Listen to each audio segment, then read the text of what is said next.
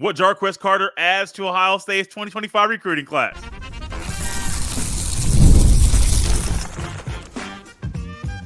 You are Locked On Buckeyes, your daily podcast on the Ohio State Buckeyes. Part of the Locked On Podcast Network, your team every day. Welcome in, Buckeye fans, to a feel-good Friday edition of Locked On Buckeyes, part of the Locked On Podcast Network, your team every day, here on Friday, July 19th in the year 2024. I'm your host, Jay Stevens, also the host of the Jay Stevens Podcast, and today's episode is brought to you by Gametime. Download the Gametime app, create an account, and use code LOCKEDONCollege for $20 off your first purchase. Terms apply. During today's show, Locked On's recruiting analyst Brian Smith is back with us once again. Brian and I dive into what Jarquez Carter adds to Ohio State's 2025 recruiting class, if the Buckeyes will get a verbal commitment from Trey McNutt, if the flip Preston Bowman, and some concerns we have with one position at Ohio State on the recruiting show right now. It's a feel-good Friday. A lot of good stuff in today's show, especially regarding Jarquez Carter. Stay tuned to hear what Brian has to say about this talented defensive tackle. And as you welcome in Brian Smith, I'd like to thank LinkedIn Jobs for being the official college football recruiting sponsor across the Locked On College Network. These days, every new potential hire can feel like a high-stakes wager for your small business. That's why LinkedIn Jobs helps find the right people for your team faster and for free. Post your job for free at linkedin.com/LockedOnCollege. Terms and conditions apply. Brian, between the last time you and I talked and this time, there was a big man that is now going to be big man on campus in Columbus, as Jarquez Carter is the latest player to join Ohio State's 2025 recruiting class. What do you think he adds immediately to this group that Ohio State is trying to put together to be the number one recruiting class in the country? Pass rushing ability from the interior, first step quickness, traditional Florida D tackle, better as a one gap and go guy, as opposed to like what you see at Bama, Georgia over the last couple of years, bigger bodies, two gapping. He just puts his foot in the ground and goes. Most kids his size don't have that ability. Most kids his size, quite honestly, don't have his tenacity either. Now, I still think he needs to get stronger and all those things, but as a freshman, nobody needs to think, especially in a program like Ohio State, that linemen are going to play that much on either side of the ball. That's grown man. There will be bad plays in fall camp you might hear about where he gets pancaked in a run blocking situation. And that's why freshmen don't play much. Yeah. But 3rd and 9, like if they draw and get 7 yards, nobody cares. They're still punting. So he might be in the game. That's where he can help immediately. Long term, I'm curious because if he can figure out the run game stuff, and it depends, how well does he take to Ohio State strength and conditioning program? Because they got a great one. If he does that, this can be a guy that competes for all Big Ten honors. Cannot teach the athleticism and the ability to get up the field. Brian, you talk about that pressure interior on the pass rush. That's not normal. You and I've watched a lot of football. You've watched more than I have, and it's very rare to find a guy on the interior that can consistently make pressure and can consistently get in the quarterback's face, mess up the pocket at the snap of the ball. That's what Ohio State needs every single year. And if you can get out like a guy like this now, and let's just say he does buy into strength and conditioning, the nutrition and everything, that may help him not only stick with his pass rush ability, but also help him in the run game. Well, that's the thing. Like once you conquer something, then you can move towards the other and get better at it. Like you're going to get bigger, faster, stronger at Ohio State unless you completely fail. I mean, that would be hard. So he'll get better at the run game. But right now teams know when they see a kid come in as a freshman at any school, we probably run out. That's why they won't play. Again, that's important. But like as a redshirt freshman or as a sophomore, because then when it's a two-way go where you have to worry about him on all plays, those offensive linemen and the scheme and everything changes. That's why like a lot of the Ohio State teams under Urban was so hard. 2nd down and 8 just don't work, bro. They couldn't run the ball on them, and it was difficult. Last year was that way to a certain degree against Ohio State. Outside of Michigan, nobody really ran the ball consistently. Notre Dame a little bit, but not really. They had some moments. But if you can do that as a defense, it changes things. And Ohio State needed D-tackle. This is like the final piece. Like their D-tackle class is nasty. It's really, really good. The kid from North Carolina, et cetera. They got players, but they also got different body types.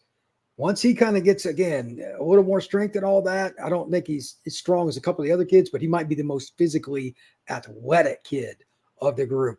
He might get on the field first just for that, because you can never have enough pass rushers. As you're talking about the guys that are in the class, and people have still not, you don't hear really as much as you did a year ago about Larry Johnson, him retiring. Can he still get it done on the recruiting trail, which he can, but also Carter committing makes me believe that Larry Johnson is preaching to these kids he's not going anywhere. That's something I was curious about. What is Larry? 70? 70, 72, something like that. Like, coaches generally don't know when they're leaving. And part of that is what's the family situation, grandkids, etc. But he's got plenty of money. He's a millionaire now. He doesn't have to worry about that. Does he want to go out on the boat, or is he the guy that doesn't ever want to go out on the boat? I don't know Larry. I see him at high schools and stuff when I'm like IMG or something, but I don't know him. Maybe he just wants to die on the sidelines. Like, he's that guy, and that's okay. A lot of guys don't do well after they retire. Bear Bryant died, 5 months after he retired from Alabama? Yeah. Like, they don't do well. They can't handle real life after that long in football, because it is isolated. It is insulated. Maybe Larry's that way. And if you look at the recruiting results, I'd have to think, because if you're a recruit, that's one thing. But the parents are like, hey, man, are you going to be here? Yeah. I guarantee you parents are saying that. Yeah. So he's had success. And I highly doubt you have a quote unquote successor for Larry. So he's been around as long as I can remember. I don't really remember a time when he wasn't coaching football. So maybe that's something he's talked about with these kids. I don't know how you convince somebody, if you're 70 or whatever, even if you're intense there, that you're going to be there. That's the thing. It's kind of like the presidential election. They're not young. No. Either one of them. I don't like it for either, but coaching, it's even hard. Like, they're out there grinding in 80-degree weather, 90-degree weather in like early September. It's probably not much fun for Larry, I imagine, but whatever. So if that's what he wants to do, and kids believe in him. I also think it's one thing to be 70, 72 if you're Larry at Ohio State. If he was at Wake Forest, would he get kids? It's still Ohio State. You got to give the logo a part of this, because if it doesn't, when Larry, like, let's say he had a heart attack, God forbid, 6 months from now, he had to retire, they're going to get somebody. It's Ohio State. So I think you would have a little faith in that too. That's how I would look at it. Brian, from Carter, his commitment impacts somebody else Ohio State is pursuing on the recruiting trail. We'll dive into that next. This episode is brought to you by Gametime. Gametime is an authorized ticket marketplace of Major League Baseball, which makes getting tickets faster and easier. Prices on the Gametime app actually go down the closer it gets to the first pitch, with killer last-minute deals, all-in prices, views from your seat, and their lowest price guarantee. Gametime takes the guesswork out of buying MLB tickets. With Gametime, they have numerous ways to help make your ticket purchasing process easier and even help take the guesswork out of it. They have flash deals, which help you save even more with exclusive in-app deals on select seats ahead of the game or event. They also have zone deals, which help you save even more when you choose a section and let Gametime choose the seats.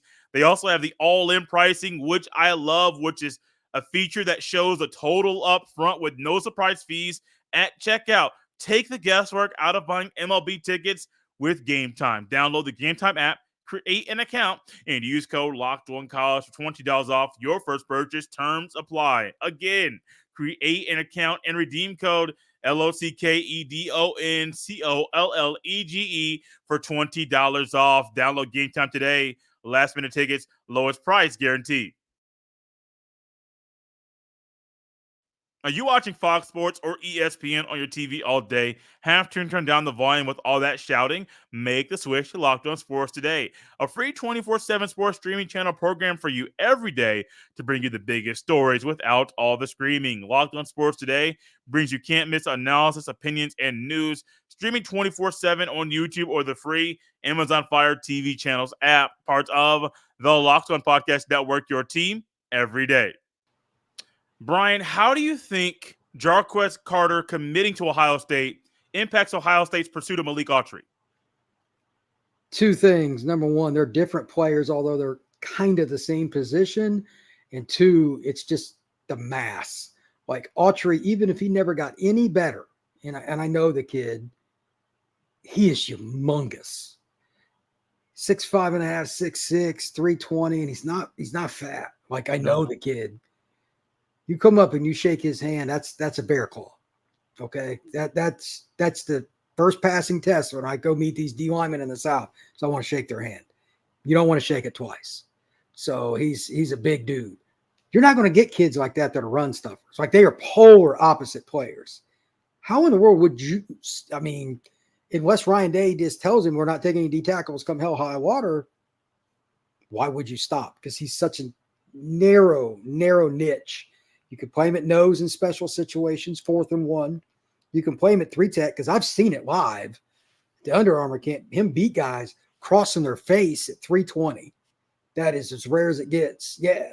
Like, nobody expected him to be great at Under. Like, he changed his body between his junior year and coming into this year. And one of my buddies like, I didn't think he was that great last year. He saw him play live. And I'm like, okay. And then I went to Under Armour camp. Well, I don't know what you saw. Yeah. But I know what all of us saw from 10 feet away. He ate up guys that had Power 5 offers, Big Ten, SEC, Georgia and stuff in the camp setting.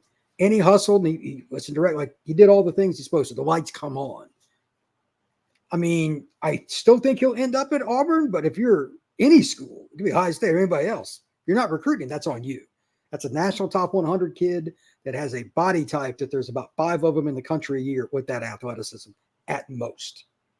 It's about scarcity. Why would you stop? There's a guy later today, Brian, that you and I talked about before we got on the show, that is committing somewhere today, this evening at 6 p.m. Trey McNutt, a safety. We haven't really touched on him a lot, maybe recently at all. We didn't touch on the guys who took OVs and highlighting a few guys over the past month and a half, 2 months. But Trey McNutt's one of those guys, if he does pick Ohio State, it might make Ohio State and put him in the spot to where they'll be the number 1 class, which I know is something they want, but you also want quality recruits in your recruiting class. That is exactly what he is. And he's an in-state kid. Yes. I know literally from somebody who worked at Ohio State, like, in-state coaches are not happy with how much they recruit in-state anymore. And if you have a chance to get an elite kid, missing out on him is not going to help your situation there. So there's no way you're going to tell me Ohio State didn't want him from the outset. This kid they offered early, and pretty much like Michigan, Notre Dame, Michigan State, Penn State, everybody offered. And then you got national offers. When I was a kid, there was about 0 chance he wasn't going to about 1 of 4 schools. Penn State, Ohio State, Michigan, or Notre Dame, and that was it. Now, like I was talking to you before the show, Jay, this kid could end up in Australia, as far as I know, the way kids are committing. I mean, the number of guys missing on crystal ball picks or where kids are going to visit or when they're going to decide, like, it's been a weird year. But, like, Oregon is a school I've heard quite a bit with him. How weird is that? Like, I would have never imagined that even 15 years ago, let alone, 2025. I'm not picking anything because, like, Oregon's the hardest school to figure out anyway because they recruit almost everybody out of state and their NIL is pretty much unmatched. Do you really want to go from Northern Ohio to Eugene, Oregon? Okay. But that is a unique program. But Ohio State's the easy pick. Why didn't he already make that pick? Most kids like him that grow up and they're recruited early, they're already committed. So that gives me pause on the Ohio State side too. This is a very funky recruitment. When I think about just the Ohio State side of things right now, they already have a commitment from an in-state kid. I believe it's Cody Haddad. Then you got Deshaun Stewart and Fahim Delane that are already safeties committed in the class. Maybe Ohio State, maybe he's saying, well, I don't want to be a 4th safety at Ohio State. But also, if you're better than everybody else, it don't matter if you got 20 guys. I'm better than everybody else. I'm going to play there and be on the field first. That has to be the mindset no matter where he goes. I don't care if you got 5 guys or if you got 2. If I'm in a recruiting class with multiple safeties, I'm going in knowing I'm the guy and I'm getting on the field first. So that may be like the pitch that Ohio State has and tried to pump into him like, yeah, we got dudes, but you're a dude too. Utilize that, and you're just so geographically close. It'd be really weird if that was a pitch and he still chose Oregon. Not saying he's going to, but that'd be really odd. The question I have is, how does Ohio State recruit each of these kids? Like, with the nickel position being its own thing now, yeah, there's multiple levels of it, meaning certain teams just use a true slot. Okay, well, I may not want McNutt against that guy, but against a bigger receiver, some teams use like a 6', 200-pound kid. He's perfect for it. Are you recruiting him and pitching him on that you're going to move around? How is Oregon doing? It's really complex with safeties now. I don't really know how either one is going about it. That also adds into it because I'm sure if they've got three, like the Haddad kid's really good. And like as a strong safety, love that kid. Can he play the nickel? Possibly. He could. Who do they prefer there? Why? How would they use the other guys with him? Fahim, I'd put him a free safety.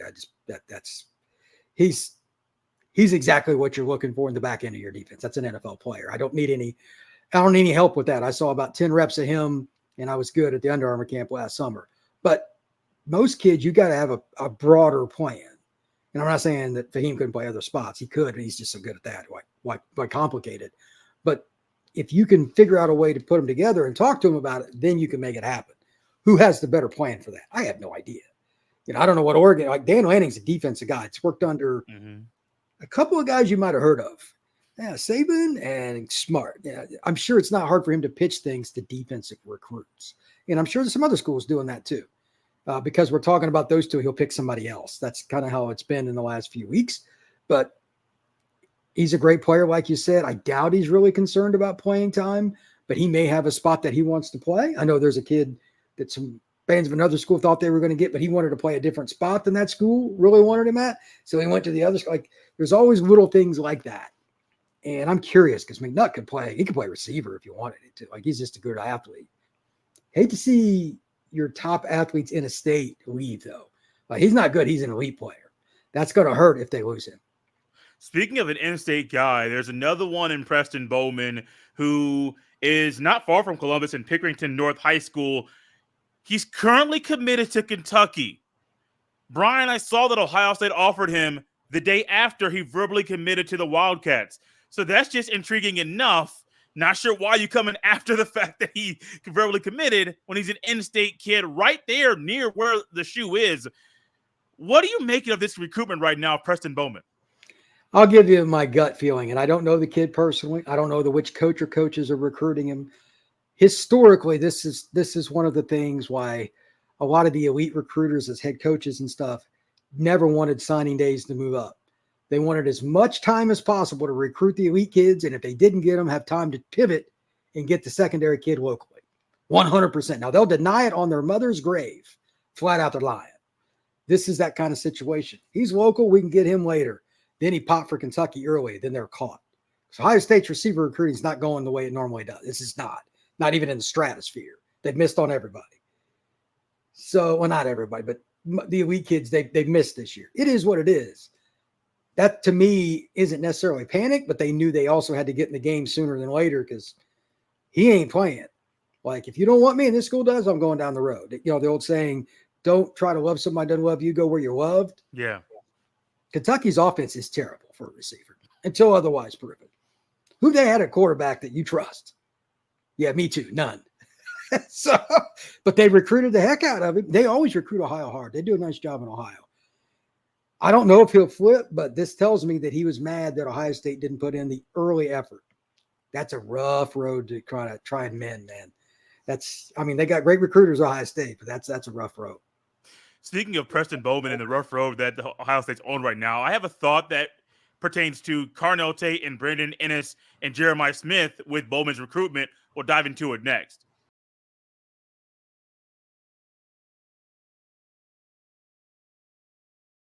So, Brian, Ohio State this year, we talk about it a lot, where you got Egbuka, senior, going to be probably a future first-round pick or maybe early second-round pick in the upcoming NFL draft.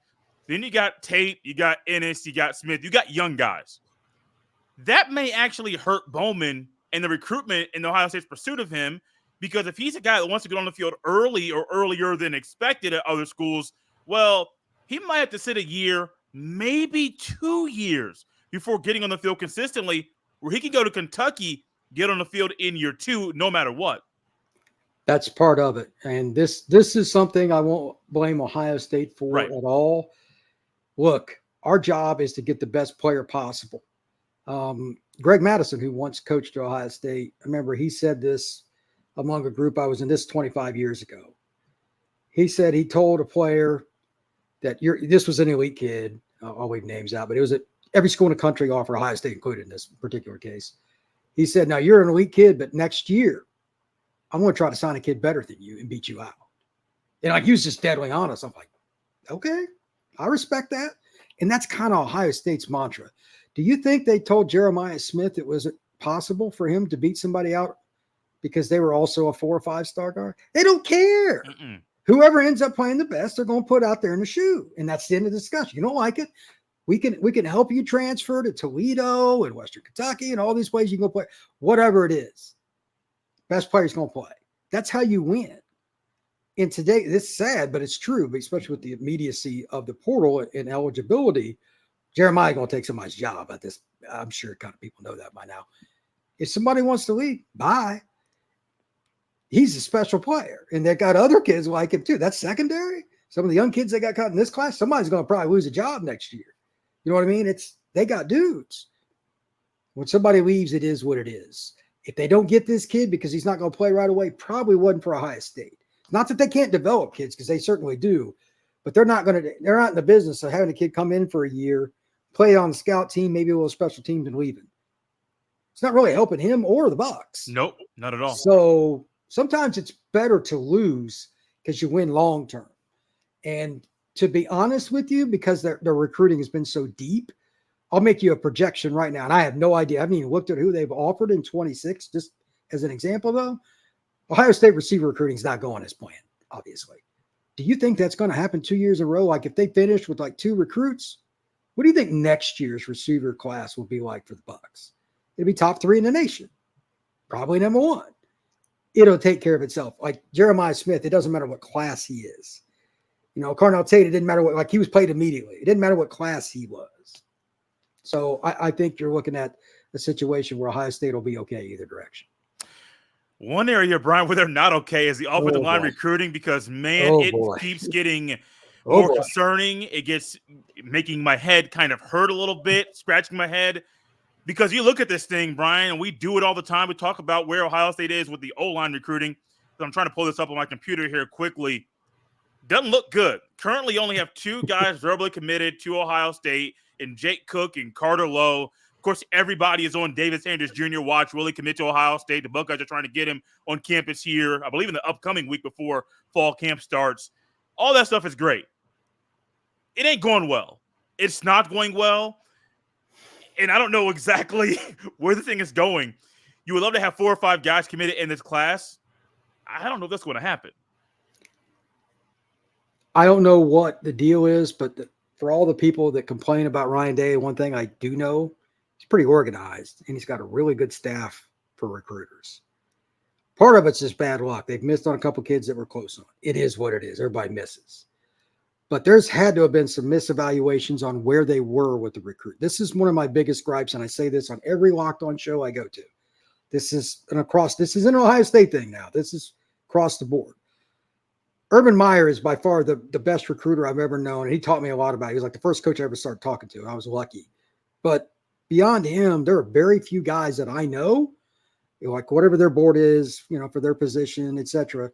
They usually are higher on themselves getting a kid than they should be. I wonder if that's part of it. Because like you're Ohio State, how hard is it to sell any position on that offense? This is a top 10 program on an off year. Top 5 program at least 40, 50% of the time. So there's no excuse. You got one in-state kid that everybody wants. You go to any school he wants. Keep him. He's a Toledo kid. And you got a kid that's right down the road that's got some development. Neither one of them is a problem at all. But you can't tell me that some of these other kids that they didn't even offer or didn't even bring in for visits, trying to, kind of like the receiver, they're going to have to backtrack now. How well do you think that's going to go, Jay? What do you mean you didn't offer me? And West Virginia did, and Kentucky did, and Indiana. Like, getting love early matters. So something went wrong. I don't know what exactly it is, but you and I talked about this off air a month or so ago. We were a little weary at that point. Get one into June, like they need to hit this. Did they? No. They're either going to have to take a JUCO kid, get a kid to flip from another school, or do something like that and surprise. And they're probably going to have to take at least one portal kid. But by the way, for those that didn't know, and most of you probably do, getting O-linemen that are quality players out of the portal, It's like putting your money in one of those gas station slot machines. Good luck. Okay.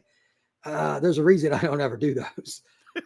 It's just not like, it's embarrassing how bad the talent is in the portal. For whatever reason, O-line, those kids, when they go to a school, that's where they're kind of going. A lot of them just leave football if it doesn't work out. It's kind of weird. They're a different group. And the elite players, they ain't transferring. I don't know what it is. They just don't transfer. So Ohio State may have to hit the portal and take an in-between guy or something, but it maybe I'm wrong because it didn't really happen there like for anybody. Auburn got the left tackle from Mississippi State. He might have been the best guy, and he didn't even go very far. But there aren't many like it. So how many guys are they going to lose this year, Jay, after this season on the O-line for the Bucks? Possibly 5. I'm only laughing because that's reality. You got left tackle, left guard that are probably left guard's gone. I think left tackle's gone no matter what. Center's gone. If they play the center from last year, moving to guard, he's gone. You're right. Like literally, your starting O-line's gone automatically. And so you're looking at a situation where, Brian, as we talk about the running backs, where Ohio State might be losing Henderson and Judkins at the end of the year, you might be losing your entire offensive line to the NFL draft. You can't replace that in an offseason. No. And I'm only getting annoyed because this was something that could have been fixed a couple of years ago. But with your lack of development, you are where you are right now. And Ohio State put themselves in this situation. They were good up front last year, but they weren't great. No, they were not great.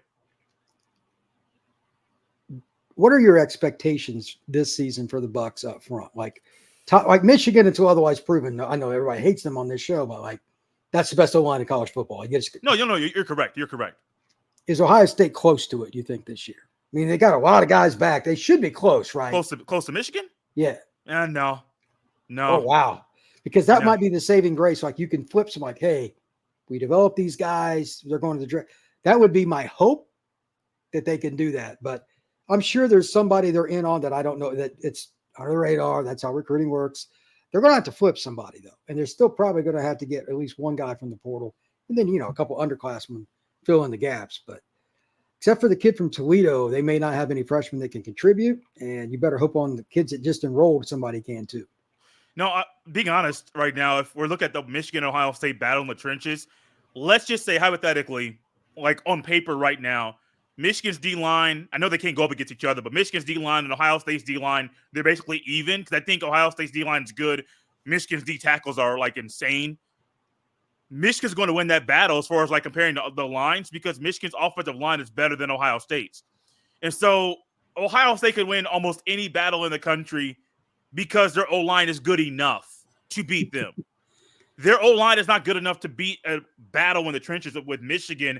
And it might be the same thing against Oregon. Like, if you can't win the battle in the trenches with the elites, I know it's natty or bust, but that's where things that's where you figure it out. Like, Urban Meyer, you know him better than I do. He won games in the trenches, and he knew that. I think Ryan Day knows that, but for some reason, the development and even recruitment on O-line has been an issue. And if I'm a recruit, Brian, I know there's Josh Petty they're trying to get. They're trying to get David Sanders Jr., whoever it is. If I'm a recruit, I'm looking at not only who's leaving, but what you've done in development over the past 2 or 3 years. It's not shocking that they only have 2 guys committed right now because they're not developing guys like they used to. From what I've heard, Petty is Georgia Tech or Florida State, and I don't think Sanders is going to Ohio State either. But then again, that's a hard recruitment to pick. They need an impact guy, and I think they might already have it. The kid from Toledo, he's really good, but he still needs to add a little weight, etc. And you don't want to rely on freshmen. One of the young guys that's a redshirt freshman or enrolling freshman this year is going to start in 25 is my guess. They're going to need one portal kid, and then the rest will kind of fill in from like the current sophomores and juniors. They'll figure it out. But it could be a younger group next year. And if you think about the skill talent Ohio State has on this year's team that has eligibility in 2025 and 26, like the freshmen, sophomores, it would be a shame to see that wasted because when they play elite teams, they can't pick up 3rd and shorts. Right. Or they get behind the chains. I don't care who your quarterback is. 2nd and 8 sucks, even with Jeremiah. Okay, it sucks. So they need to figure that out. But you know what? There's a reason like Kirby last year took 6 O linemen at Georgia. None of them were under 320. I'll go with that guy on that. They figured it out, man.